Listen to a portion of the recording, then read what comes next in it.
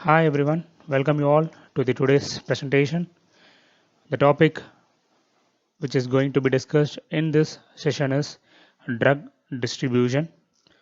So in the series of our presentation so far we have discussed about absorption, various mechanisms involved in it, also the factors influencing in the absorption process that we have been discussed so far. To the continuation, today we are going to discuss about well about drug distribution. So once the tablet has been taken or capsule has been taken by oral route, it reaches the site of administration, respectively the stomach. So upon reaching the stomach, it gets absorbed through the portal circulation and later it reaches the bloodstream. On reaching the bloodstream, the drug is subjected to various processes such as disposition process. We call that as a disposition. Means the concentration of the drug will be getting slowly reduced.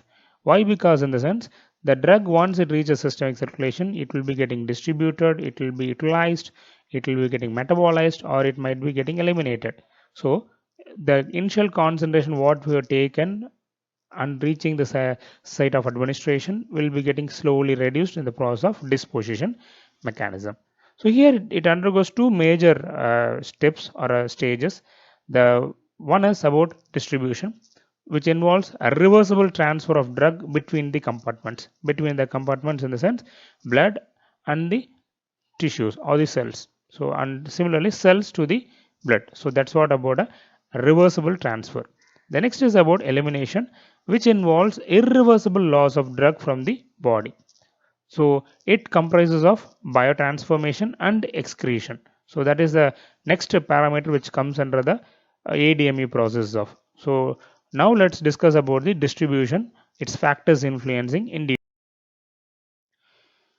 So saying about the factors, the distribution of drug is not uniform throughout the body because different tissues receives the drug from plasma at a different rate to a different extent. So as we know or discussed earlier, based upon the percentage of blood circulation to the organ, the constituent which is carrying along with the blood also will varies. So obviously the concentration of drug which is carried through the blood also will be getting varied based upon the percentage of organ. So that we call it as the factors influencing the distribution. So factors which affect the drug distributions are, the first one is tissue permeability. So under tissue permeability, physicochemical properties of the drug, physiological barrier of diffusion, drug diffusion.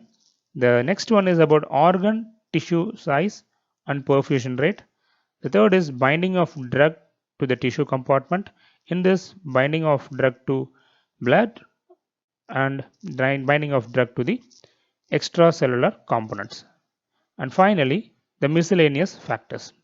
So in this today's presentation, we are going to focus only on the tissue permeability of the drug. Well, regarding the tissue permeability of the drug, so there are several factors which act as a rate determining step in tissue permeability, uh, related to the distribution.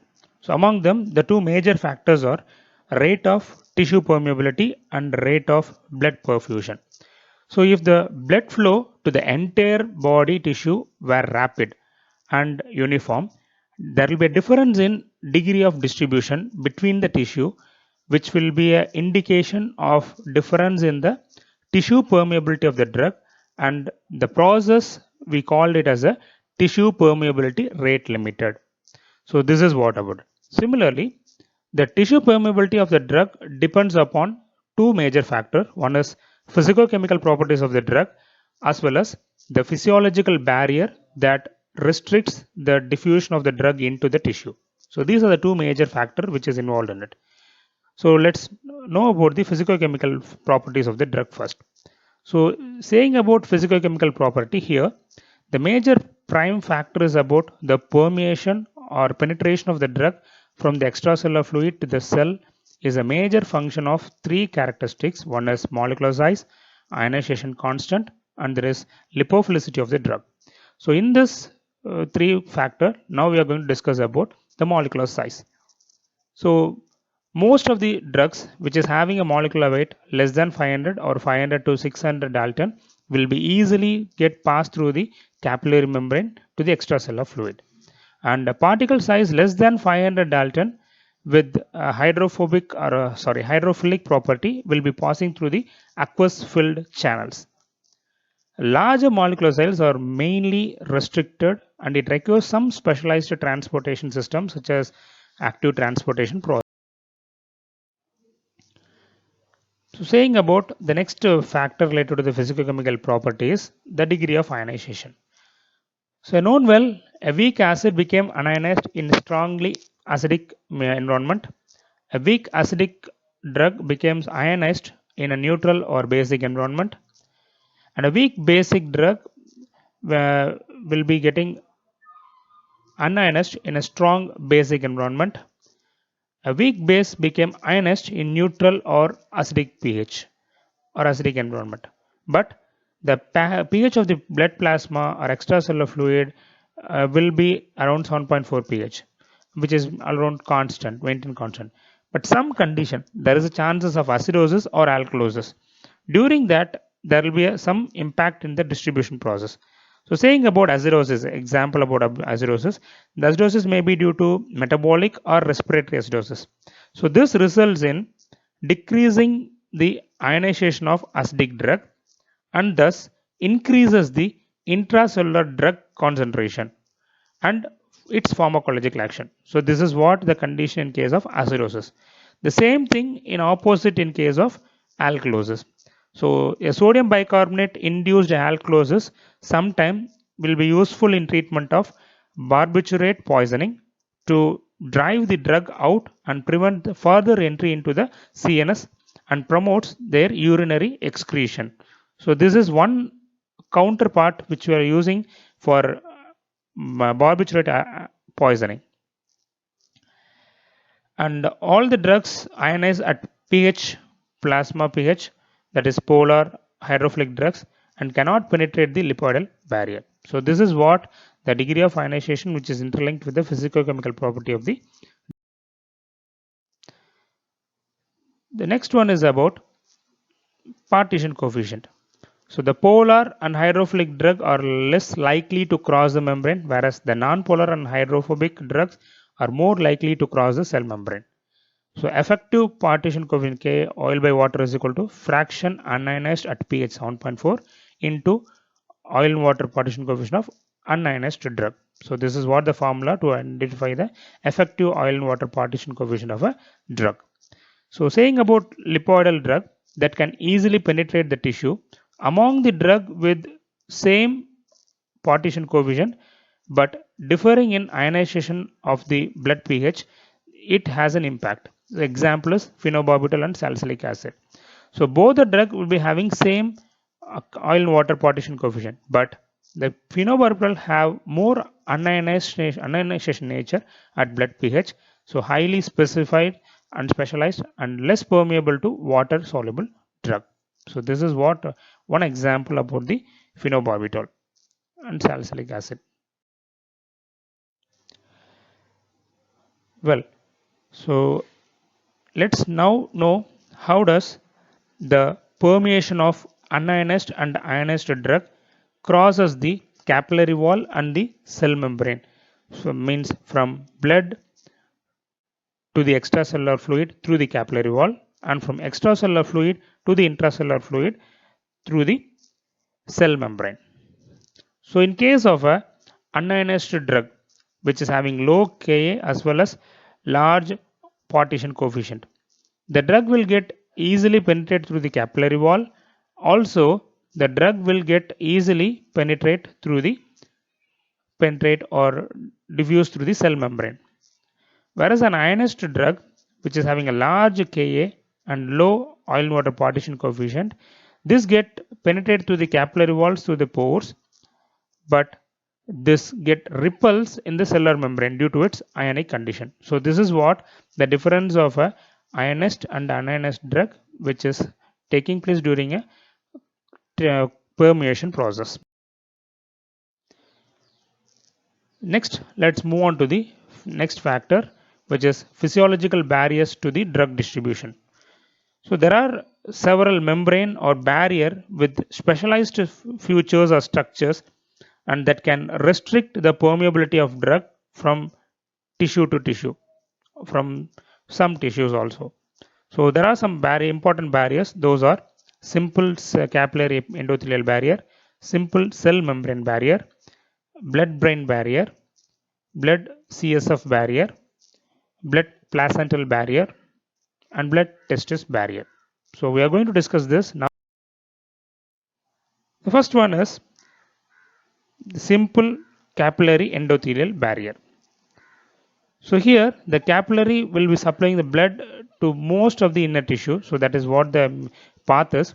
So all the drug ionized or unionized whose molecular size is less than 600 Dalton will be diffusing through this capillary endothelium to the interstitial fluid. So this is what the one process is. So some drugs that bound to the blood component cannot pass through the barrier because of the larger size of the complex. So the complex nothing but blood component nothing but protein. So drug binding to the protein due to its larger size it cannot penetrate through it. So this is what about the process which takes place in a simple capillary. Well, and the next is about the simple cell membrane barrier. So in case of simple cell membrane barrier, once a drug diffuses through the capillary to the extracellular fluid, its further entry into the cell is the most tissue limited condition. So here it acts as a lipid barrier and it restricts the drug entry into it. So non-polar drug and hydrophilic drug will be getting passing through it through passive mechanism. Similarly, lipophilic drug with 50 to 600 Dalton of molecular size will pass through the membrane. So let's see how the drug is getting transporting through the capillary wall as well as the cellular membrane. So the drugs which you are taking will be in say various nature, either it might be a ionized nature or unionized nature, it might be polar or non-polar, or it might be binding to some components in the blood such as plasma protein. Here in this slide which you have mentioned, the blue color P binding to the D drug, which is nothing but drug protein binding, which is one of the component in the blood. So upon affinity, the drug will be having a reversible complex with the protein. So that is what the condition which has been here. In this condition, there are several factors that a drug penetration through the capillary wall or the cell membrane can be restricted. So let's see one by one now. So the first condition is about a drug which is having a sizes less than 50 Dalton. So in this condition, the drug will be getting easily passed through the bulk flow process. So like the osmosis or diffusion, it easily get passed through the membrane. So in case of drug which is having less than 50 Dalton. The second thing is a drug which is lipophilic or having 50 to 600 Dalton size. So here the drug will be lipophilic in nature. So even the size is greater than 50 Dalton. So 50 Dalton to 600 Dalton that can get penetrate through passive diffusion process. So this is one because the drug is lipophilic in nature. The next is a drug which is in ionic nature, or we can say it as a polarized drug with the molecular size greater than 550 Dalton or ionized drug greater than 15 Dalton. So this cannot pass through passive diffusion. It needs some process such as active transportation. So with the help of some channel, the active transportation takes place. Thereby the suitable carrier will be taking the drug, binding with the drug, and it transport the drug across the membrane. So this is one condition where in case of ionized or polar drug molecule. The next is about a drug binder to the plasma protein. So this complex, drug protein complex, cannot cross the capillary wall itself because of its sizes. So drug individually it might be less than 50 Dalton, or it might be lipophilic in nature from 50 to 600 Dalton, or it might be a ionized drug of less than greater than 50 Dalton also. But it is binded to the protein. So the size of the molecule will be bigger, so the drug cannot get penetrate through this capillary wall itself. The second condition is about the drug which is an ionized nature. It also cannot it will be easily penetrating the capillary wall, but it cannot penetrate the cellular membrane. It needs some mechanism to get transport over. So this is what about the transportation of drug from the plasma membrane barrier or diffusion of it across the diffusion of drug across it. The next important thing is about blood-brain barrier. So this blood-brain barrier is one of the most important and specialized barrier. So here the capillary in the brain is highly specialized and it allows only less permeable to the water-soluble drug. So the endothelial cells nothing but a tightly bonded with each other by intracellular junction. So these endothelial cells are binded with the help of a tight intracellular junction that restricts the drug entry through it. So only the drug which is highly lipophilic in nature that can get transport over. The next followed by the endothelial cells, we have a big cells which is called as astrocytes. So these astrocytes are present at the base of the endothelial tissues and act as a supporting membrane. It forms an envelope around the capillary, thus the intracellular passage is being blocked through it. So this is the next important barrier which is present in the BBB. So this BBB is a lipoidal barrier, thus a drug with high oil and water partition coefficient diffuses passively, whereas the drug which is moderately lipid soluble or partially ionized molecule will be passing slowly. There are some other channels also. One other thing is drug which are polar nature, specifically which is similar to structure of sugar and amino acids, can be easily cross this BBB because sugar and amino acids are essential components for brain, so it can be easily get uptake through the barrier. So if we have to target the barrier, target the brain and cross the blood-brain barrier, that molecule which is similar to that of the sugar or amino acid can cheat and it can cross the barrier. So this is one another advantages in this process. Well, regarding this blood-brain barrier, so physiology of it, there are several barrier cells which is present in it. Let's see one by one. The first is about the capillary endothelial cells. This capillary endothelial cells is being binded with the tight intracellular junctions. So followed by this tight intracellular junctions of the attached with the capillary endothelial, we have a cell which is called as a basement membrane. And this basement membrane is being adjacent or connected with the huge cells which is called as glial cells or astrocytes. Connected, these astrocytes are present within the extracellular fluid and it is connected to the brain. So a drug to get cross the several layers such as capillary endothelial, basal membrane, astrocytes followed by ECF, and then only it can reach the brain. So some conditions where the drug to cross over, it cannot channel through the tight junction.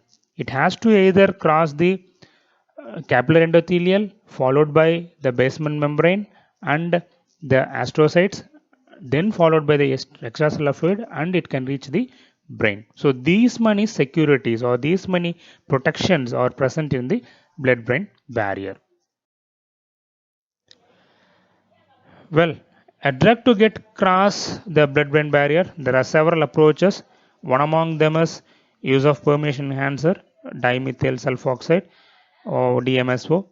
The next is pro-drug approach. So in case of pro-drug approach, the selective permeability of lipid-soluble moiety through the blood-brain barrier makes an appropriate choice of drug to treat the CNS disorder as an essential part of therapy. For example, Parkinsonism. So a disease characterized by depletion of dopamine in the brain. So that is what Parkinsonism is. So here we cannot treat the disease by directly administering the dopamine because dopamine is not lipid soluble. So we will be converting that into a levodopa.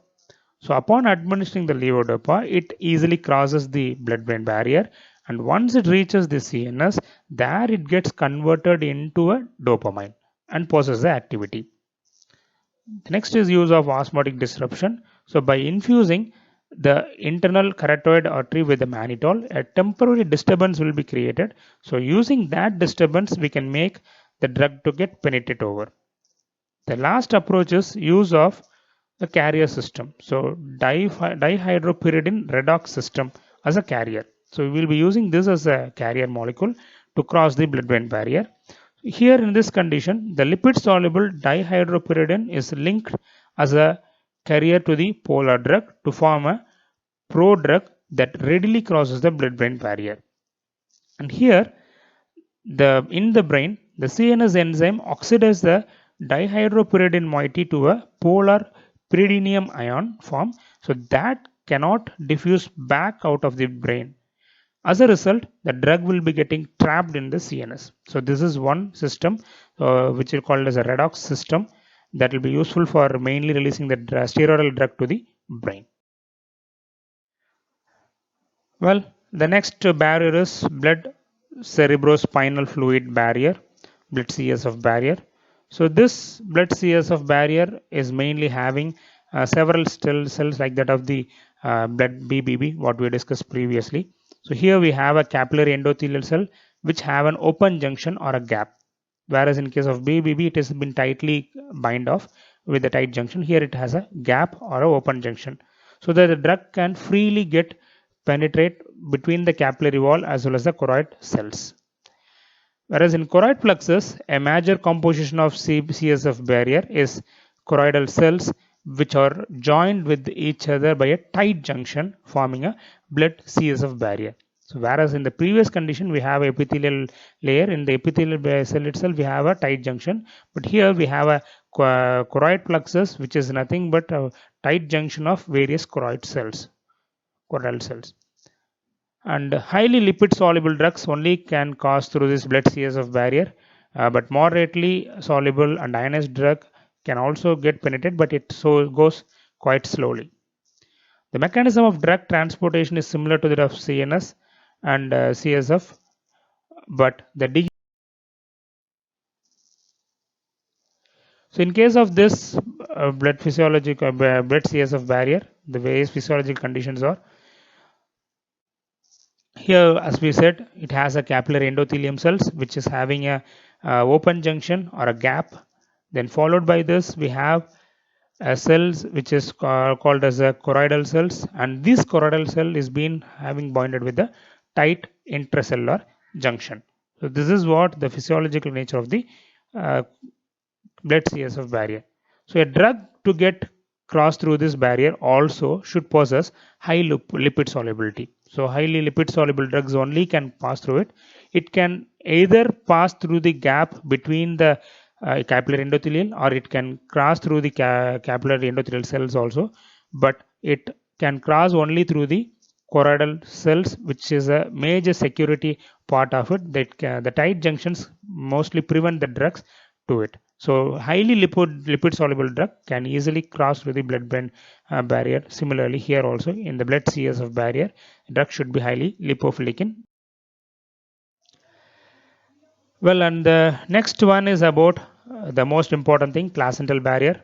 Which is nothing but a barrier between the maternal and the fetal blood vessels. So both are separated by fetal trophoblast, basement membrane, and endothelial cells. Here the thickness initially in the early stage it will be around 25 micron.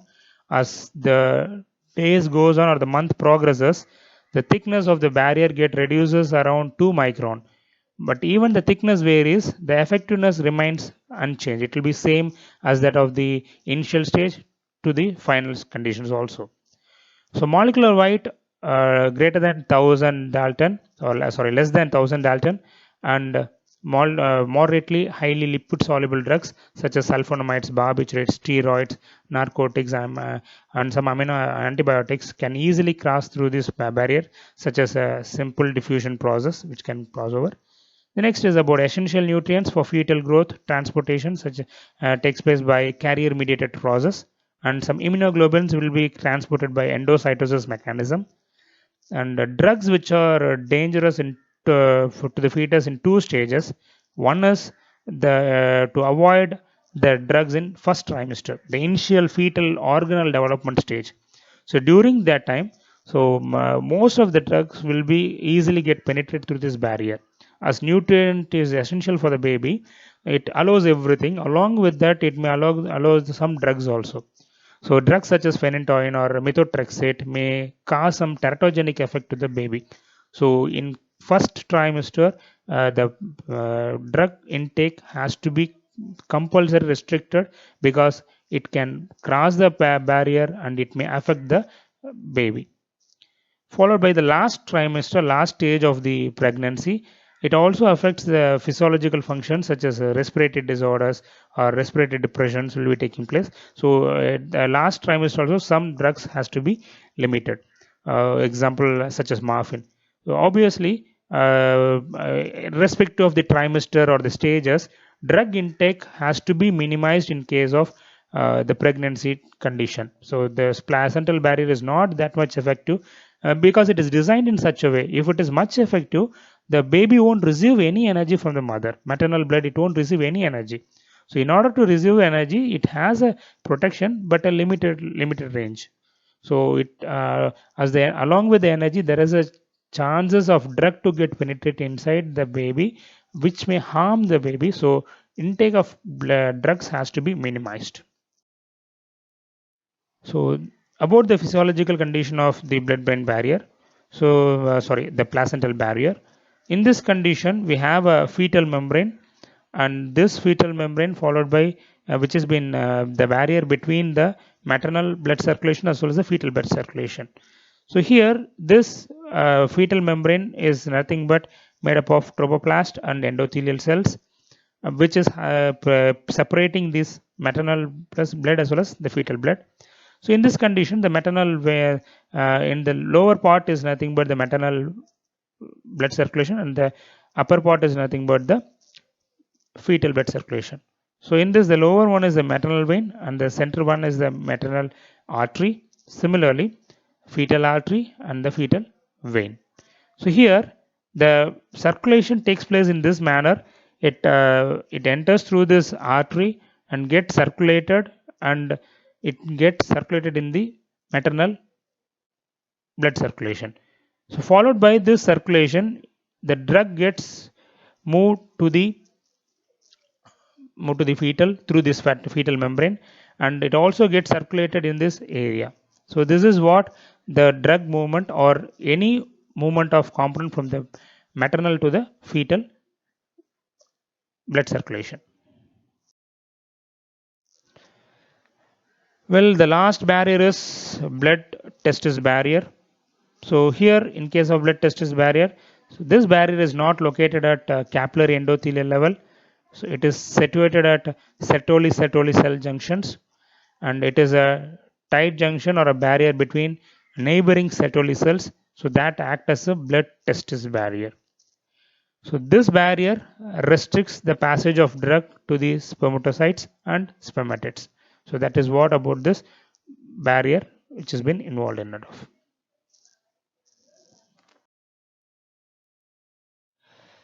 Well, that's off to the today's presentation, and due to the corona effect, still the lockdown period has been extended for 2 more weeks. So far, you have been several times utilized it in a right way. I hope so. You might be make several thoughts and resolutions for your future or career. With the continuation to it, a small hint to the today's end of session is please apply or use this rule of 21 by 90. It takes 21 days to create a habit. It takes 90 days to create a lifestyle. So a lockdown period has been gone over. So we have been habituated to be alone. So don't make that as a habituation. Being in home, relaxing, watching TV, watching phone, watching mobiles, or internet sources. Don't be habituated to that for the time duration, and don't make that as a lifestyle. So there is something apart from it. This is not a lifestyle, that is not a habit. So if you have a habit of using mobile phone, Facebook, Twitter, WhatsApp, or chatting with friends, or simply sleeping, omit all these things, all these habits, remove all these habits, whatever. From now, count of 21 days and 90 days later to it, create a habit which is good for your mind, for your heart, for your health, for your wealth, for your future, which you feel as a good habit. Try to cultivate the habit repeatedly, regularly for 21 days and create the same as a lifestyle upon 90 days. So I don't need too much stress on it. You know well everything. Uh, Simply saying there are several achievers. We can point out them in fingers. Sachin Tendulkar, or in field of games, Sachin Tendulkar. In field of film industry, it might be Amitabh Bachchan, or it might be in case of any other area. There will be some specialized or successful person which we can count in the fingers. So these successive persons are dreamers. I do say they are dreamers. We do dream for future. We have to be like that. But only difference between us and them are they believe the dream strongly and they work for it, and they due to their work they achieve it. So the most strong and powerful word is work. Work to it. Work to achieve it. So simply by thinking I have to be good, I have to be achiever, I have to be a successful person, we can't. We can't be a successful person. We have to make that into act.